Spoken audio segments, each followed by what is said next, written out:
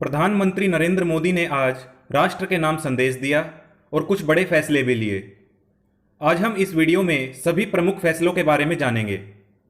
आज ये फैसला लिया गया कि राज्यों के पास वैक्सीनेशन से जुड़ा जो 25% काम था उसकी जिम्मेदारी भारत सरकार उठाएगी। ये व्यवस्था 2 हफ्ते में लागू की जाएगी।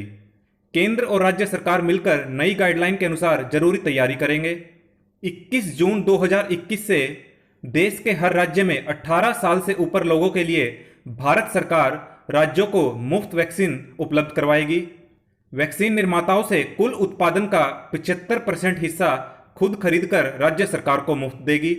तो इसका मतलब है कि राज्य सरकार को अब वैक्सीनेशन पर कुछ भी खर्चा नहीं करना होगा।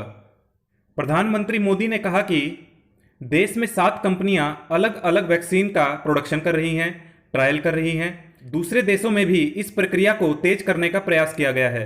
कुछ एक्सपर्ट ने बच्चों को लेकर चिंता जाहिर की है। इस दिशा में भी 2 वैक्सीन का ट्रायल तेजी से चल रहा है।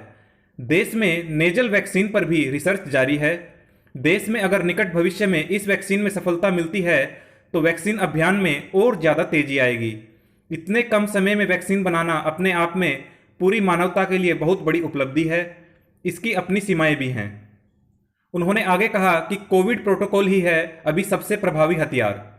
उन्होंने कोरोना महामारी को बताया 100 साल की सबसे बड़ी त्रासदी। उन्होंने आगे एक बहुत बड़ी घोषणा की कि नवंबर तक 80 करोड़ गरीबों को मुफ्त अनाज दिया जाएगा। पीएम मोदी ने कहा कि देशवासियों को टीकाकरण के अलावा आज एक और बड़े फैसले से अवगत कराना चाहता हूं। पिछले साल जब लॉकडाउन लगाना पड़ा तो प्रधानमंत्री गरीब कल्याण अन्न योजना के तहत 80 करोड़ देशवासियों को 8 महीने तक मुफ्त राशन दिया गया। आज सरकार ने फैसला लिया है कि इस योजना को अब दीपावली तक आगे बढ़ाया जाएगा। सरकार गरीब की हर जरूरत के साथ उसका साथी बनी है।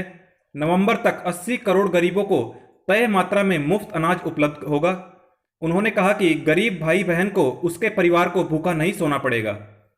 अब एक और प्रमुख फैसले की बात करते हैं। 21 जून को सबको मुफ्त वैक्सीन। पीएम मोदी ने कहा कि केंद्र और राज्य सरकार मिलकर नई गाइडलाइन के अनुसार जरूरी तैयारी कर लेगी। यानी अब टीके की पूरी जिम्मेदारी केंद्र सरकार के पास है।